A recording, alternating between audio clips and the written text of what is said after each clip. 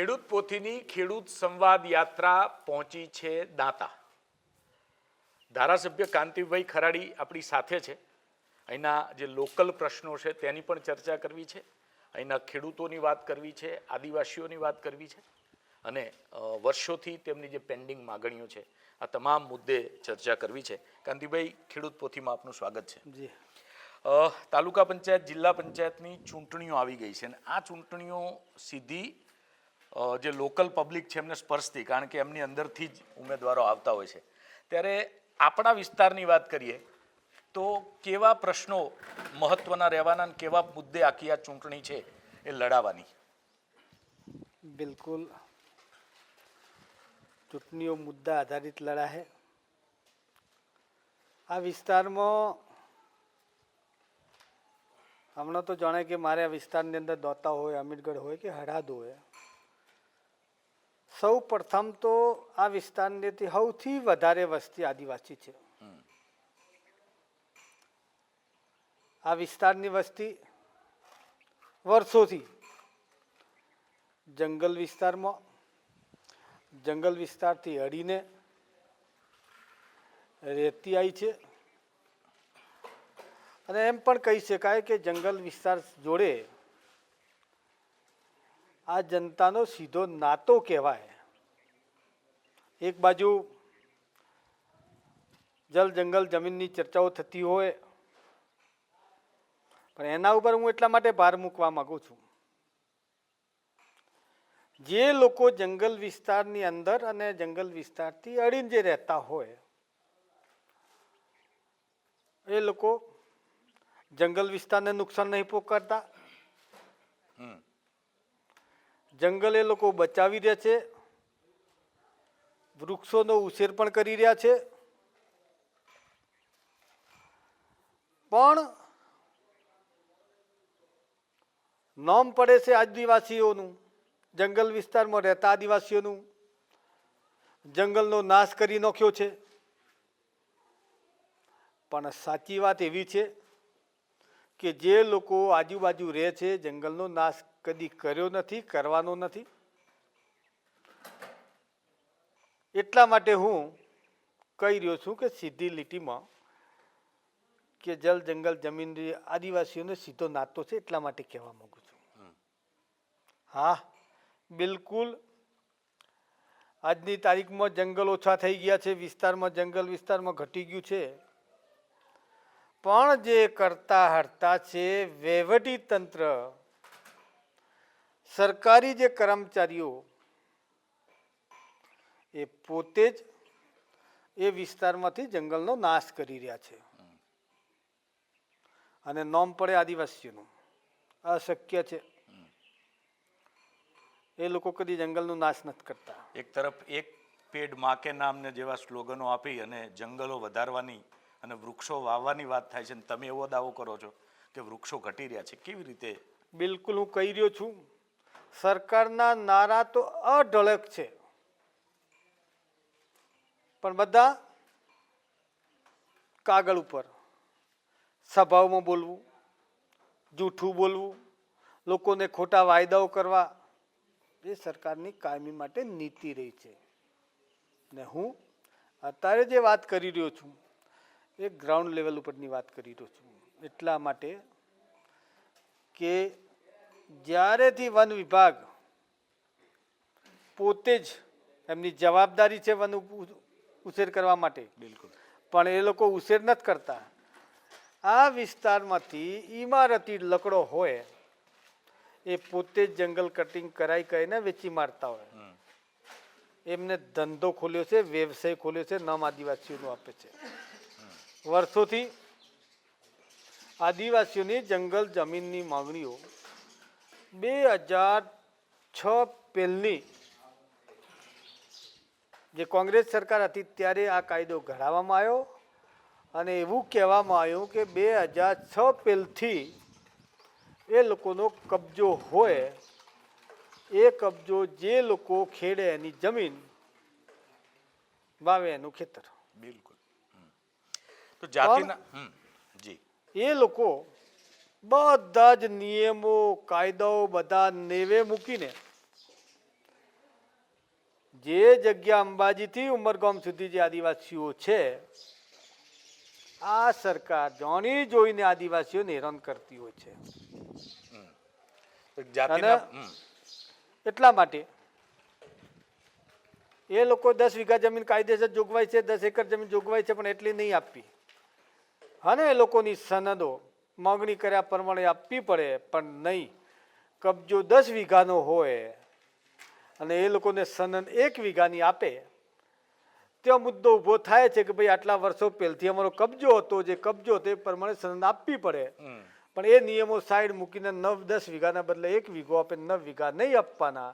એ જમીનો બધી ઉદ્યોગપતિઓને પધરા માટે આ લોકો એવું કરી રહ્યા છે અને આદિવાસીઓને અન્યાય કરી રહ્યા છે. મારે હમણાં તાજેતરમાં અંબાજી દોતાની અંદર તમે પણ મીડિયા મિત્રોએ જાણ્યું છે, એ ગામ મારા વિસ્તારનું છે પાડલિયા. જી, આખા ગુજરાતે જાણ્યું છે, આખા દેશમાં મુદ્દાઓ ચાલ્યા કે વિધવાબાઈની જમીન કબજો ખુલ્લો કરાવીને અને એ જમીન ઉદ્યોગપતિને આલવાના હતા. અને એ જમીન કબજો વર્ષો વન વિભાગ નહોતું, એનાથી પહેલથી કબજો હતો. આ વિસ્તારને દરેક જગ્યાએ જંગલ વિસ્તાર નહોતો, એના પહેલાથી આદિવાસીઓ રહેતા હતા. જંગલ વિસ્તાર તો પછી આવેલું છે. તો છતાં એ કબજો ખુલ્લો કરાવીને ઉદ્યોગપતિઓને આલવા માટે આ લોકોને સરકારને આદિવાસીઓને હેરાન કરીને ઉદ્યોગપતિને ખુશ કરવા માટે યંત્ર હતું.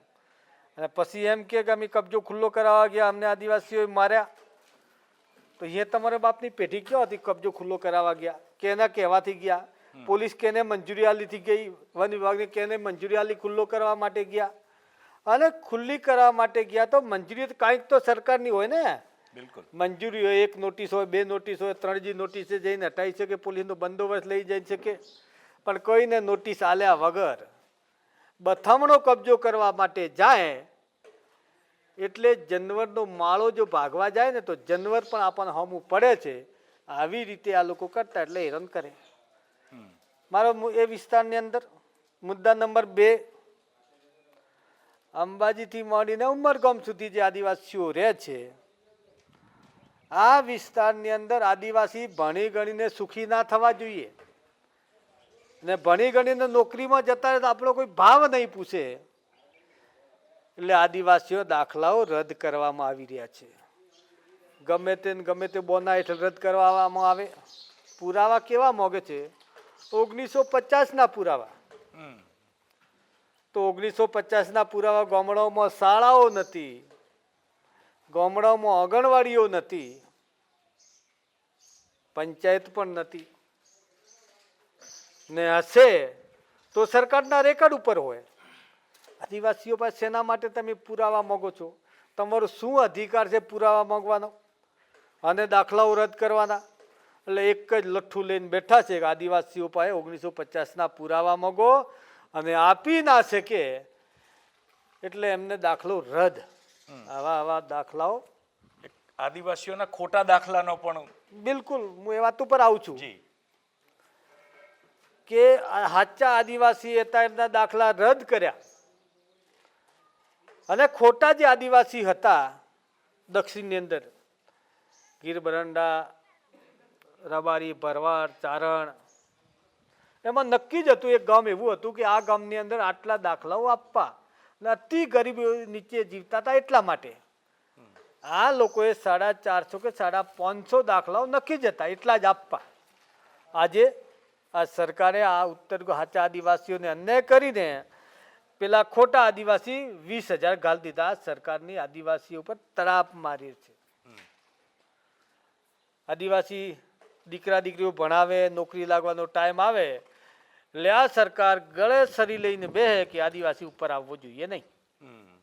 આ સરકારની નીતિ છે. મારા વિસ્તારમાં ઘણા દાખલાઓ રદ કરી દીધા. 2 વર્ષથી દીકરાઓ દીકરીઓને નોકરી લાગી છે, પણ પેલો આદિવાસી દાખલો નહીં રજૂ કરે ત્યાં સુધી નોકરી જોઈન કરી શકતા નથી. એના કારણે હેરાનગતિ મોટી અતિશય. પણ જો અને સાચા આદિવાસી હતા એ લોકોને હેરાનગતિ છે. હું એ વાત ઉપર જોઉં છું કે તમે સાચા આદિવાસીઓને આપો અને ખોટા આદિવાસીઓને ઘુસાડતા તો મત ઘુસાડો. પણ આ એક જાતની સરકારની નીતિ ખરાબ છે, એક જાતનું આ રાજકારણ રમી રહ્યા છે.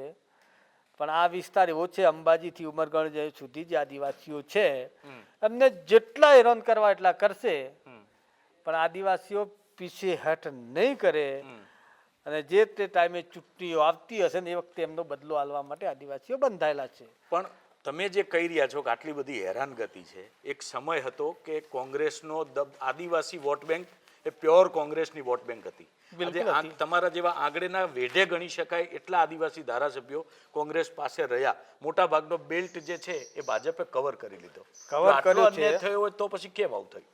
કવર કર્યા છે. આખા ગુજરાતની અંદર 100% 27 ધારાસભ્યો આદિવાસી છે. પણ કંઈ વાંધો એટલા માટે કહું છું કે આ ટાઈમની અંદર મેં કોંગ્રેસમાંથી કુલ 27 હતા, 17 થયા, આજે 12 છીએ, એમાંથી 3 જ ધારાસભ્યો આદિવાસી છીએ. એના પહેલાં અમારા પાસે 50% કરતો આદિવાસી ધારાસભ્યો કોંગ્રેસ પાસે હતા. પણ હવે 2 વર્ષથી આ સરકાર હેરાન કરી રહી છે. મને જ્યાં સુધી લાગે છે ત્યાં સુધી આદિવાસીઓની છાતી ઉપર જે ઘા લાગે છે ને એ 17 હાબુથી ધોશે ભૂસવા હે નહીં. અને આવતી ચૂંટણીમાં વિધાનસભા એનો બદલો હાલશે અને સૌથી વધારે ધારાસભ્ય ફરીથી કોંગ્રેસમાં જીતશે. અત્યારે તાજેતરની અંદર નાની ચૂંટણી છે, જિલ્લા પંચાયત હોય, તાલુકા પંચાયત હોય, પણ દબદબો એટલો જ રહે. બિલકુલ. કે સરકાર હેરાન કરે છે. તમે જોયું આખા ગુજરાતની અંદર પેલા ઉપર બેઠા છે કે બાયોને આંખો દુખતી હતી, આંખો મેસાતી હતી, ધુમાડાથી આવું થતું, ઘેર બાટલા આપ્યા. આજે શું થયું? બાટલા બંધ કરી દીધા, કેસ આપવાનો બંધ કરી દીધો. અને અત્યારે તાજેતરમાં ચૂંટણી આવી છે એટલે એનો હિસાબ આ ચૂંટણીમાં થશે ને એટલા માટે થશે જો ખાતર બદલે લાઈન લગાડે, ખેડૂતોને ભાવ મળતું નથી, બિયારણ લેવા જાય એ વખતે મોંઘું, અત્યારે ગેસ મોંઘું, પેટ્રોલ ડીઝલ મોંઘું. આખા દેશની અંદર સૌથી વધારે અન્યાય થતો હોય તો ખેડૂતોને. બિલકુલ. જાતે કાપવાના, આવતે કાપવાના, ખેડૂતો ઉપર નહીં આવવા દેવાના. ખેડૂત તો આખા દેશનો અને વિશ્વનો દાતા કહેવાય છે. એના ઉપર સરી મારીને બેઠા છે આ સરકાર. તો પછી છેલ્લે તો પાપનો ઘરો ફૂટવાનો છે. આજ નહીં તો કાલે પણ 100% દૂધનું દૂધ ને પાણીનું પાણી થશે. એમાં પણ કોઈ જાતનો શંકાનો વિષય આવતો નથી. જનતા જોઈને બેઠી છે કે ટાઈમ આવે છે, વિચારી લેશું. પણ તો આ વખતે તાલુકા પંચાયત, જિલ્લા પંચાયતની ચૂંટણીમાં કોંગ્રેસ કયા મુદ્દાઓ લઈ અને લોકોની વચ્ચે જશે અને મુદ્દાઓ અસર કરશે ખરા? મેં અત્યારે જ કહી દીધું છે ને. વ્યક્તિગત ગેસનો બાટલો વ્યક્તિગત જરૂર છે, પરિવાર સાથે જોઈએ છે. નાનો પરિવાર હતો ગેસનો બાટલો જોઈએ. 1 વીઘો જમીન વાવતો એને પણ ખાતરની જરૂર પડે છે. 1 વીઘો વાવતો એને ડીઝલ અને પેટ્રોલની જરૂર પડે છે. મોંઘવારી એટલે હદે પોકી ગઈ છે, કોઈ બાકી નથી. ને અત્યારે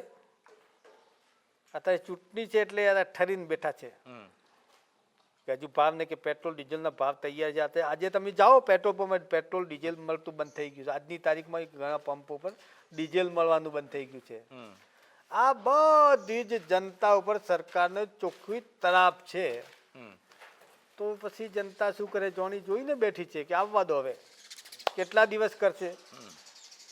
જે તે વખતે કોંગ્રેસની સરકાર હતી ને એ વખતે ગેસના બાટલાનો રૂપિયો ચડતો ભાવ એટલે ભાજપવાળા રોડ ઉપર આવીને બેસતા હતા. સુષ્મા સ્વરાજ જેવી પેલી ઉપાડીને ફરતી હતી બાટલો. તો અત્યારે એ દિવસો યાદ નથી આવતા. લોકો એનો બદલો અત્યારે લઈ લે. પણ ચૂંટણીઓમાં મુદ્દા છે, કોંગ્રેસ આ મુદ્દાઓ લઈને જવાની બિલકુલ છે. જશે. પણ આમ આદમી પાર્ટી એક એવું ફેક્ટર જે નથી લાગતું કે બિલકુલ. હું તમને કહું છું, આમ આદમી પાર્ટી એટલે ભાજપની બી ટીમ. ભાજપની બી ટીમ એટલા માટે કહું છું કે અંબાજીથી ઉમરગામ સુધી ઠીક છે 2% વોટ આડું આડું થાય તે ભલે ધારાસભ્ય વધારે જીત્યા, પણ સાચી વાત એ છે કે અંબાજીથી ઉમરગામ સુધી જે આદિવાસીઓ છે એમના હૃદયમાં કોંગ્રેસ છે, એમના ખૂનમાં કોંગ્રેસ છે, પણ આજે હેરાનગતિ થઈ રહી છે ને એટલે નહીં ભૂલે, કદી નહીં ભૂલે. આ વિસ્તારની અંદર આદિવાસીઓને હેરાન કરવામાં આવે છે, શા માટે ભૂલે? દીકરા દીકરીઓ ભણાવીને મોટો કરવાનો આપણો ઘરનો ખર્ચો મજૂરી કરીને દીકરા દીકરીને ભણાવી રહ્યા છે, નોકરીના આરે આવે એટલે સર્ટિફિકેટ રદ કરી દેવાનો. આ સીધી તરફ છે. અત્યારે કોંગ્રેસ પાસે અઢળક મુદ્દાઓ છે, ગણીએ તો કોઈ બાકી જ નહીં. આદિવાસી એકલા નહીં, આજે આખા જ 18 વરણ પાસે આ મુદ્દાઓ છે. એટલે આ પાર્ટી છે ને એ કોંગ્રેસના ગઢમાં ભાજપને ખબર છે કે આ લોકો કોંગ્રેસ ભાજપને વોટ આપવાના નથી, એટલે એક આપ પાર્ટી તરીકે ને બાપ પાર્ટી તરીકે એમને મૂકો અંદર, અને જ્યાં જ્યાં કોંગ્રેસ વસે છે એમનું વોટ ડાયવર્ઝન કરવા માટે આપણા પાસે મૂકે છે. પણ વસ્તી જનતા બહુ હોશિયાર છે કે ઉદ્યોગપતિની વોટની કિંમત એટલી છે ને ગરીબમાં ગરીબ જે છેવાડો જે વ્યક્તિ બેઠો છે એની પણ વોટની કિંમત એટલી છે. તો ભાજપને નથી હાલતા તો ભાજપને બી ટીમ તરીકે આપ આવ્યો હોય તો શું એમના વોટની કદર કરીને એમને વોટ હાલશે ખરા? નહીં આપે. કે ભાઈ આપી ભાજપ નહીં હાલતા તો કોંગ્રેસ આપ વાળો આવ્યો છે, એ ભાજપની બી ટીમ છે, એના કરતા આપણું વોટ ખરાબ કરવા માટે એને તો હપુજું ના હલાય. અને ગામડામાં બેઠેલી ગરીબ વસ્તી કોંગ્રેસ સાથે છે, રહેવાની છે, હતી અને હવે પણ રહેશે. એમના હૃદયમાં કોંગ્રેસ છે. કોંગ્રેસ એટલે ગરીબોની સરકાર છે, ગરીબોની પાર્ટી છે. આજ નહીં તો કાલ, એટલે દિવસ આ બાજુ ઉગે ને તો કિરણ આ બાજુ જાય છે, અને આ બાજુ દિવસ જાય એટલે કિરણ આ બાજુ આવે. ચડાવ ઉતાર આવતા જતા રહે. આજે ભલે એક દિવસ એવો હતો કે આખા દેશની અંદર કોંગ્રેસ અને ઇન્દિરા ગાંધી નામે પાણી પર પથ્થરો તરતો હતો. આજે મોદી મોદી મોદી કરી રહ્યા છે, પણ ઠીક છે કેટલા દિવસ સુધી એવી ટાઈમ પાકી ગયો છે. ફરી સત્તાનું પરિવર્તન થતું આવ્યું છે. આજ ને તો કાલે પણ થશે. જનતા રાહ જઈને બેઠી છે. પરિવર્તન ક્યારે આવે? મોંઘવારી, હેરાનગતિ, જનતા ઉપર અત્યાચાર, આ બધું કોંગ્રેસ ઉપર વિશ્વાસ છે એટલે કોંગ્રેસની સરકાર આવે. મેં જે કીધું છે ને એટલો જે અન્યાય થઈ રહ્યો છે હરેક બાબતમાં, એ કોંગ્રેસ આવ્યા પછી હળવું થાય એવી અપેક્ષા રાખીને બેઠા છે. પણ એક છેલ્લો સવાલ તમને કરવો છે કે તમે કહો છો અઢળક મુદ્દાઓ છે ને કોંગ્રેસ એ મુદ્દાઓ લઈને જ જશે, પણ આયોજનમાં ક્યાંક કોંગ્રેસ, કારણ કે ઘણી બધી બેઠકો બિનહરીફ એનકેન પ્રકારે થઈ અને સીધી ભારતીય જનતા પાર્ટીને મળી ગઈ, એટલે આયોજનની કચાશ કોંગ્રેસના ચૂંટણીઓમાં નડે એવું તમને નથી લાગતું? બિલકુલ કોઈક જગ્યા કોંગ્રેસની પણ ભૂલ હોય છે, અથવા ભૂલ તો નહીં કહેવાય, પણ એવું ના વિચારી છે કે આવું થઈ જશે એના વિચારે. કોંગ્રેસનો વિચારધારા જ અલગ છે. કોંગ્રેસનો વિચારધારા બાબા સાહેબ આંબેડકરે જે બંધારણ આપ્યું છે એ વિચારધારા સાથે કોંગ્રેસ ચાલી રહી છે. ને ભાજપ જે બાબા સાહેબ આંબેડકરે જે બંધારણ આપ્યું છે એને તોડવાનું કામ ભાજપ કરી રહી છે. તમે જે કહો છો એ મુદ્દો એ છે કે કોંગ્રેસના ધારાસભ્ય અથવા તો કોંગ્રેસના ઉમેદવારો વેચાઈ જાય છે. એ બાબા સાહેબ આંબેડકરનો બંધારણ તોડીને એ લોકો લોભ લાલચ ચાલીને કરી રહ્યા છે. આ બેઠા મારા બધા સભ્યો, આ બધા જ મારા ઉમેદવારો છે, આ બેઠા આરામથી. પણ એ અહીં બેહવું પડ્યું છે, કેમ કે પેલા બંધારણ તોડી રહ્યા છે એટલે અહીં બેહાડવા પડ્યા. ના અમે સંવિધાનથી વરાયેલા છીએ. જે બાબા સાહેબે જે સંવિધાન આપ્યું છે એના સાથે વરાયેલા છીએ એટલે અમે એ રીતે ચાલીએ છીએ. બાકી એ લોકો અસલી હોય ને, ભાજપ હોય, કોંગ્રેસ હોય, આપ હોય, બાપ હોય, કોઈ બી હોય, જે વ્યક્તિને મેન્ડેટ આપ્યું અને ચૂંટણી લડીને લોકો વચ્ચે જાય અને જીતીને આવે એ લોકોનો જનતાનો સાચો સેવક કહેવાય. બિલકુલ. પણ એ લોકોને એવું નથી કરવું તોડફોડ કરવાના. કોંગ્રેસના આ ઉમેદવાર તોડી નાખો, આ બાજુ બિનહરીફ કરી દો. એ ચૂંટણી લોકશાહીની હત્યા કહેવાય છે. હત્યા કહેવાય છે. એમની જો સંવિધાનને વરાયેલા ને તો એક પણ કોંગ્રેસના ઉમેદવારને આજે તમે કહો છો ને એ ના કરવું જોઈએ. મેદાનમાં જાઓ, લોકો વચ્ચે જાઓ, લોકોનો વિશ્વાસ મેળવો અને જીતીને આવો તો સાચો જીતેલો ઉમેદવાર કહેવાય. બાકી અસત્ય છે. એ લોકોએ રઘવાયા થઈને ફરે છે. એમના પાસે અત્યારે એટલી બધી ડર થઈ ગઈ છે કે આપણે જીતી શકીએ એમ નથી.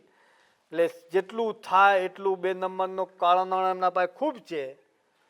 એટલે આ બધું કાળા નાણાંનો ઉપયોગ કરીને કરતા છે. પણ કાળો નાણું એ પરસેવો જ છે. એટલે પરસેવો કયા ટાઈમે સુકાઈ જાય એનું કોઈ નક્કી હોતું નથી. એટલે સાચા દિલથી લોકો વચ્ચે જઈને લોકોનો વિશ્વાસ જીતે એ જ લોકોનો સેવક કહેવાય, બાકી શક્ય નથી. બિલકુલ. આભાર કાંતિભાઈ ખેડૂત પોથી સાથે વાત કરવા બદલ. તો દાંતાના ધારાસભ્ય કાંતિભાઈ ખરાડી આપણી સાથે હતા. આદિવાસીઓના મુદ્દા, ખેડૂતોના મુદ્દા અને બધા જ મુદ્દાઓ છે. લોકોમાં સરકાર પ્રત્યે ખૂબ નારાજગી છે તેવો તેમનો દાવો છે અને આગામી ચૂંટણીઓમાં એ દેખાશે તેવી પણ તેમને આશા વ્યક્ત કરી છે.